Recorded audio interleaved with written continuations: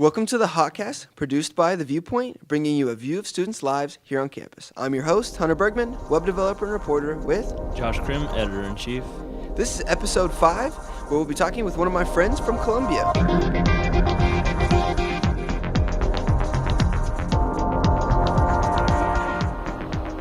Danny, go ahead and introduce yourself. Hello, I'm Daniel Isaza. I'm from Bogota, Colombia.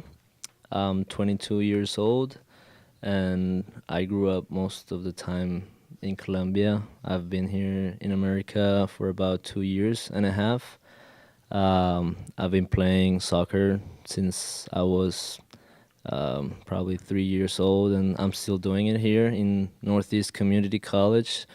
And right now, I'm looking forward to transfer to a four-year university and keep playing soccer. And my dream is to become a soccer coach, so I'm working on it with my major, that is exercise science. So I'm gonna do both exercise science and having a minor in coaching as well. Nice. What city were you from in Colombia? I was born in Bogota, Colombia, but I grew in Medellin. I grew up in Medellin, Colombia. So I kind of have both cultures of the Bogota and Medellin culture, because Bogota is more.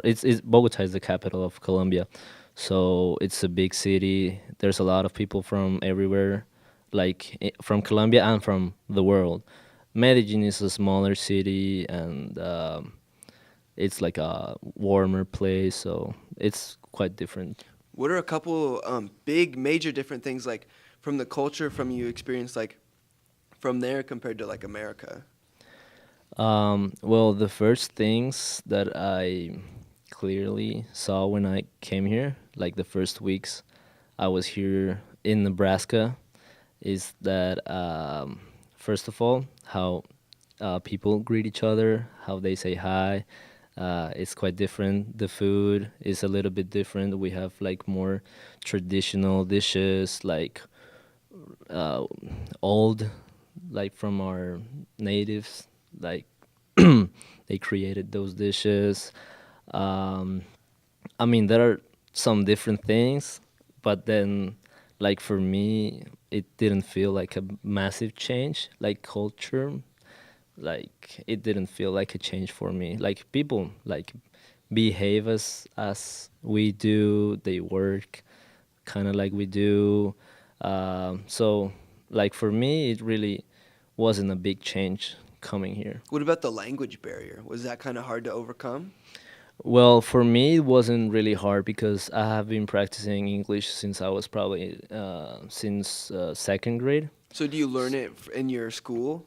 Yeah. In Colombia, like right now, it's a law to learn English. It's a law. Yeah, they passed it like it was like Wow. 2 years or 3 years ago that every school has to have an English course.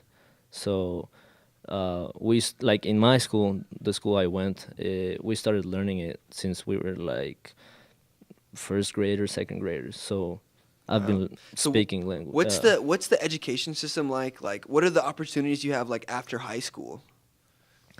Well, for universities, it's quite different from here because here you get more opportunities for like scholarships and money, and there's like cheap schools here, and in Colombia, like the universities are like a little bit expensive, and people don't get as motivated to go to universities.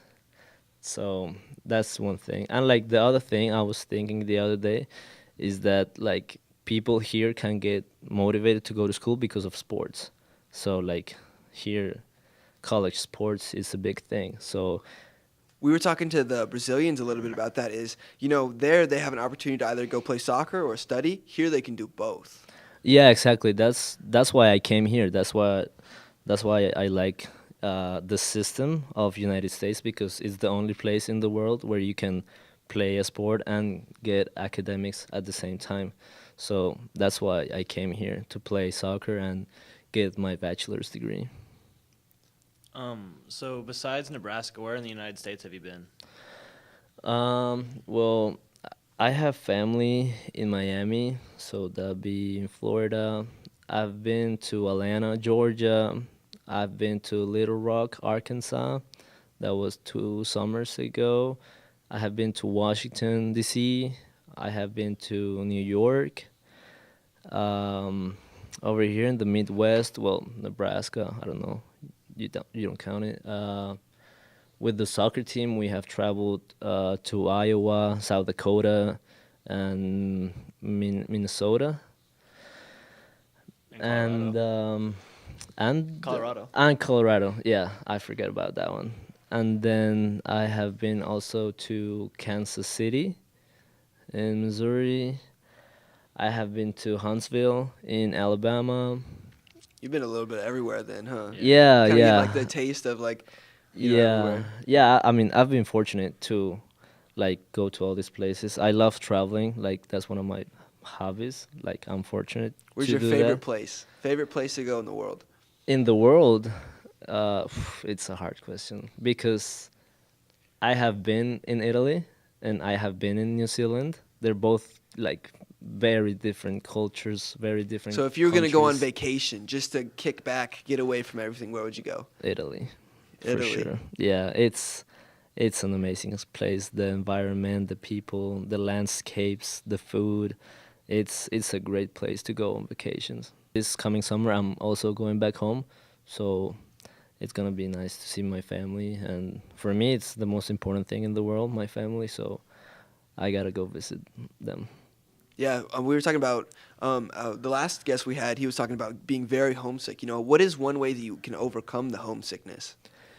Uh, well, I wouldn't have like a recommendation. It depends on every person. Like some are more sick than homesick than others, and like what I do is like I talk with them daily, like text, FaceTime, Skype. Like I'm always in touch with them, like just a hi, just hello. Like my day is good. That's it. And Yeah, that's then very important. We really talked about the differences between like the family structure. In the United States, like I'll text and call my parents like every now and then, like, but it's definitely not every day. I mean, it's a little different situation because you're halfway across the world or whatever. But yeah, I just feel like the cultural values here aren't as tight knit in some relationships. yeah, of course, like in any part in the world, like family is important, like of Most course. definitely, yeah. But I feel like Hispanic culture, like it's like really family tight. Like we're really bonded with them. Like I feel like it's a little bit different, of course. So like, uh, yeah, as I told you before, like everything in my life is based on my family. Is that kind of why you're coming to get a good education and things like that too? Yeah, well, like they have pretty good jobs in Colombia. I'm blessed with that for that because they can support me economically. But I also want to make them proud, of course. Like and the Definitely way, take the opportunity and capitalize on it. yeah, exactly. Like because the way like my brother and me we were raised, it's like it's kind of like the mentality here, like work, work, but also being like happy and enjoy things in And life. grateful. Y- Grateful is one of the biggest things that I think provides people happiness. Being grateful for the things that are around you really provides, that Yeah, extra exactly. happiness boost Yeah, that we need. exactly. So like the idea is like have money, work hard, but have money to have freedom and enjoy life, basically. Nice. I think with our culture here and like our pop culture, like our music, our movies, our entertainment, how does that stuff reach Colombia? Is that pretty common Yeah. there to share some of those Well, things, or? yeah, like yeah, American culture, like you get a lot of stuff over there. Like movies, it's everywhere in Colombia. Like movies are probably the most important thing of the American culture, like over there. But then what else? Like music, like rap music plays there. Like before coming here, I used to listen to like rap, like What are a all. couple of your favorite artists? Right now, probably my favorite artist is Mill. Meek Mill, nice. That's a good Yeah, choice. yeah. I also like Kendrick Lamar, J. Cole, Joey Vadas. They're my favorite rappers. Definitely. What about like cartoons? Like, when you're growing up, were you watching like what was your favorite cartoon? Yeah, well, that's also a good point. Like for American stuff over there, like we also got all those shows, of course, in Spanish. But my favorite show when I was a kid, Gotta be Tom and Jerry. probably Dragon Ball. Dragon Ball Z. Yeah, Nice. That's a good one. it had to be. Or What it have to do with? about soccer. Oh. But it was well, that was different because it's not an American show. It's a Chinese Asian show. Oh, nice. So that's kind of different. But yeah, So I've been dying. Because I love the one of my favorite Netflix series is Narcos, and it's the story of Pablo Escobar and things like that. But I really wanted to get your perspective, because those movies, they portray things like in different ways, and things like that aren't really like historically accurate. Like what was it kind of like? Tell me a little bit about that. yeah. Well, first of all, I would start by saying like I haven't really watched the show. I've never watched an episode of the show, so I don't know how different it is and how much fiction is on the show, how much truth is said. So I don't know what things are truth or are false. But one thing I know is like people in Colombia, they really don't appreciate those kind of shows because it's been like a lot of years with these shows. Like it's not the first show that demonstrates the drug culture of Colombia, but it got higher with this show. So for us, it's kind of like repetitive because it's the same. It's been the same thing over and over. It's like bringing up past things that don't need to be really brought up. Yeah. That's one of the things that I wanted to talk about a little bit was almost like the glamification or the glamorization of, things like that because it's not a good thing. Pablo Escobar killed Yeah, like thousands of people. yeah, definitely. It doesn't show like a good face for Colombia. It basically shows what the rest of the world already knows about Colombia, about the drug culture, the cartel mafia, whatever you want to call it. And yeah, I really don't like it.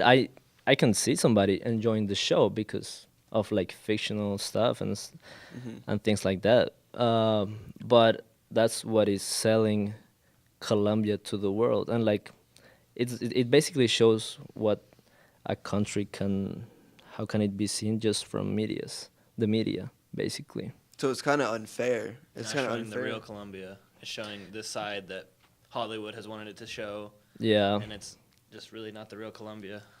yeah, that's true because like over like the past years and throughout history, like what the media shows is just everything bad, like everything bad. Especially Drugs, social media now is such a cartel, big thing. social media. You retweet, favorite, share. It's so easy Yeah. to do that. People don't think of the ramifications that it has. Like, that's a whole culture. Yeah. That's, it's kind of unfair to them.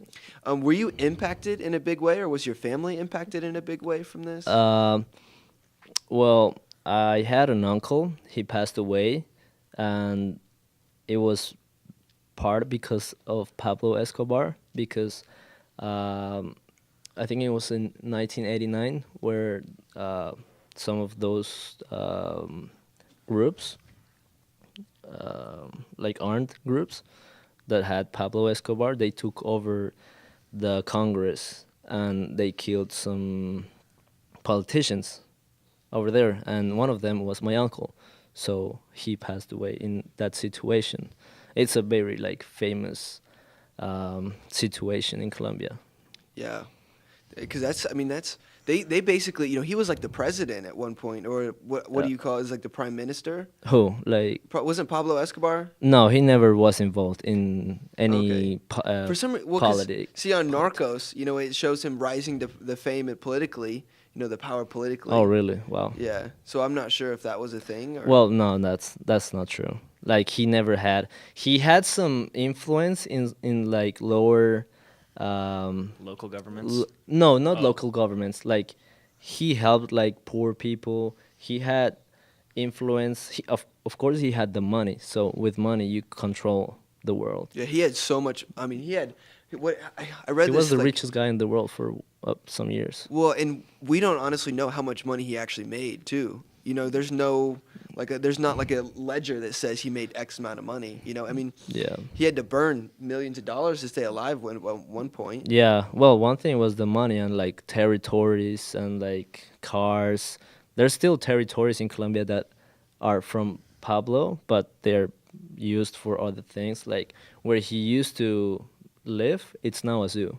So it's a zoo and a museum. So like you get to see the zoo like with normal stuff like animals, a water park, and then when you go to the museum, it's about like the things of Pablo Escobar. You can see his Ferrari, you can see his Rolls Royce, you can see his Porsche, you can see the heliport, you can see where he used to play tennis, you could see his actual house. You can go inside the house where he used to live.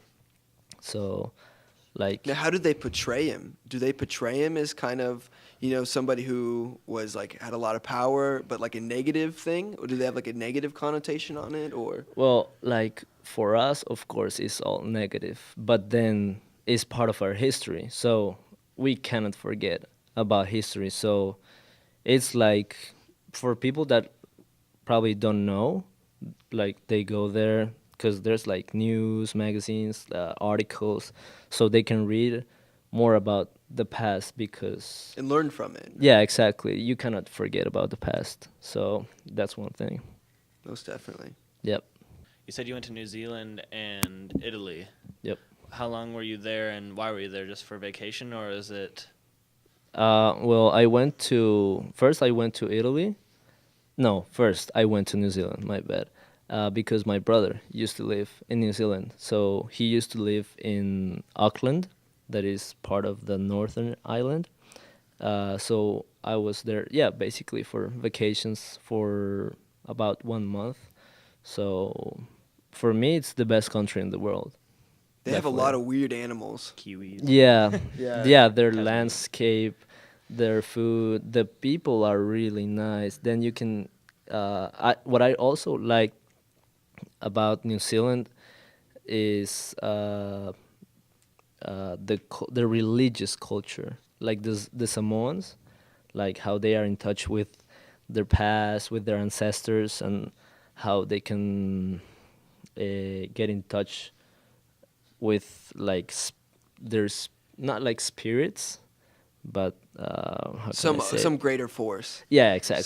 Some like a higher force out there. greater that you can't- force. Seeing that you can't understand some of those things. That's one of my biggest things about religion is like you can't discount like another person's religion. Oh, yeah. You can't Most definitely. I know people who have been like, Buddhism is crazy or all this stuff. I'm like, you don't know because that's not your culture. You haven't learned it, you haven't studied it, you haven't practiced it. So like, that's just Yeah, I that's agree. just a way for somebody to understand the world, because it's such a complicated thing. Yeah, most definitely. Like people sometimes don't put on the shoes of the other ones, so they really go and judge just by appearances, by what I said before about media. So yeah, it's a little bit complicated. So we talked a little bit about social media. Do you think it's positively impacting our society, or do you think it's like negatively impacting? Well, I can go both sides. Like positively because nowadays if you want to sell something, social media is like the greatest way to go on because whether it's Facebook, Instagram, LinkedIn, whatever you want to call it, like you can sell anything basically now through social media, and it's a great way to like make publicity for whatever you do. And then for like negative side, I feel like what we were talking earlier about like people get all this information, so if they get this info they probably think it's right and they don't know how accurate the info Yeah, It's they just look at it they and be just like, look okay, at it this is what it and must this be. is Sure. true. Yeah, and Mhm. most definitely. And And clickbait has been a big problem. You know, you have yeah, this article nowadays, title. yes. It's like, 30 people died in crash or something, and then you actually read the article and it has nothing to do with what the article title was, but it's Yeah, just exactly. a way for people to share stuff. Yeah, exactly. And like nowadays, Facebook just shows you what like It's scary too. Think of how much information we have on Facebook. You know, yeah. the Cambridge Analytica thing that just happened. I don't know if you're familiar with No, that. I haven't heard of it. But people's Facebook information Oh yeah. was leaked to use in the wrong way, however it being, and it's just important to realize that, Once your information's out there and you're out there, it's Yeah. out there. Anybody can retrieve that information almost, and it's kind of scary the things they can do with it. But and it's sold.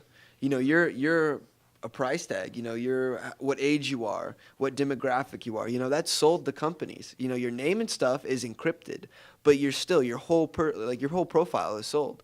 Like you were talking about marketing, Yeah. and things like that. And on Facebook, you can select your demographic that you want to target with ads. I mean, it's just next level marketing. Yeah. That's why it's so easy to sell people stuff. Is because you can target that specific demographic. Yep. It's almost dangerous in a way because it's better in a way because you can get what the products you want maybe and stuff, but it's also for profit. There's not like a limit to it. Yep. so you've been here at Northeast for what would it be 2.5. 2.5 2.5 years. years. Yep. What are your plans after here? Well, right now I'm looking for transferring to a 4-year school and keep playing soccer while I can finish my bachelor's degree. I still don't know where I'm going, but I have a couple offers from various colleges. South Carolina, I have one in Ohio, I have another one in Mississippi. So I'm waiting a little bit of time. I gotta talk to my parents about what's the best place for me to go. So And not only athletically but academically too. That's yeah, a pretty for big sure. important. Yeah, like for me, the most thing is academics. Like sports is very important for me as well, but like soccer is gonna last a short time for me. So like, what's gonna impact me the most in my life is what kind of degree, what kind of education, what kind of knowledge I get. So that's the main thing. You mentioned wanting to be a soccer coach. Where would you dream of coaching at, Uh, or what club would you dream of coaching? Phew. A dream Well, club, or I know there's obviously different yeah. levels, different tiers of all the different teams, but what's a Yeah. How what's a far do dream? you want to go? Well, like I wanna like start here, of course, in the United States. Like, but I'm a big dreamer, so like if I can make it happen, like I would like to coach somewhere in Europe, somewhere in West Europe, probably like Spain, Italy, Portugal, because of course the best soccer is over there. So if I have the opportunity, then I'm gonna take it. So So in being a dreamer, how important do you think it is to dream? well, for me again, it's very important because without dreams, you cannot have like goals and objectives. So I just saw this picture. It said goals are written or dreams are written down goals, and those goals you write down, and you form an action plan, and then it becomes reality eventually. So. yeah, well, sometimes you dream too much. People dream too much, and they don't do anything to happen. But then you can dream, but then you gotta work for it, and that's the thing. Like you gotta make it happen. Like do the right things, whatever it is. Just making like grinding, basically, making it happening until I don't know. Yeah. Until success is Until achieved, yeah. right? So what's your perfect picture of success look like? Well, for me, success, like most people would define success as having money, but for me, success is being able to support my family in the future, having a good house, being like in a good balance, like of my mind, my body, being able to have good relationship with others. Uh, for me, that's what I would call success, personal success. Yeah, and like, but success is different for everybody. But that's Yeah, definitely. I yeah, feel like yeah, people focus too much on the money too, and that's not gonna drive happiness. yeah. Well, one thing here, like the American culture, is like the money is just very important. Like money is the main goal. The main goal. It is like it's part. Of course, somebody needs to live. Like they need to pay the checks, pay the food, pay the rent. So of course, it is an important thing. But then they just focus on money. Like they live apart, family, friends, um, like the individual stuff. For me, spiritual also is important. So they forget about those things as well. So it's important to have a focus on the money, but also having focus on what I just told.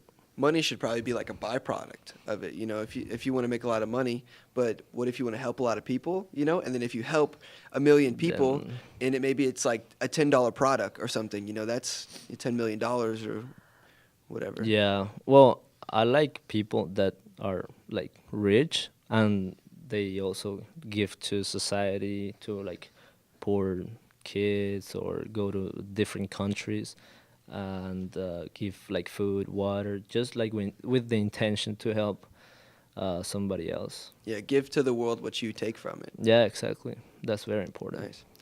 So if you had a couple like forms of advice, or if you had some advice that you could share with other people, what would it be?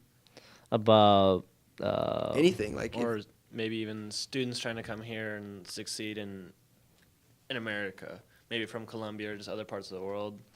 yeah. Well, like my experience here have been it's been great. Like I love it here. Like I wouldn't change where I'm at right now. I've been treated very well. The people I have been with here, they have treated me very well. Uh, I have met probably my best friends uh, for a short time because I have to leave, but I have met like really nice people here. And like an advice I would give to like not just people like from my country, but like to anybody in the world basically, is like taking risk, and also like sacrificing things. Because for me, and like I know for a lot of internationals that come play sports, like they have to sacrifice a lot of things to come here to United States and play a sport and like do well on academics, because of course it's different culture, different language, uh, a lot of different things. So it's taking risk, also sacrificing, and of course discipline. For me, discipline is the most important thing in life, and just letting it go. Like things happen for a reason, so if they work for them, then it's for them. If not, then let it go. Thank you for joining us today, Danny. We really appreciate your wisdom and everything that you've gave for us. I'm your host, Hunter Bergman, with Josh Crim.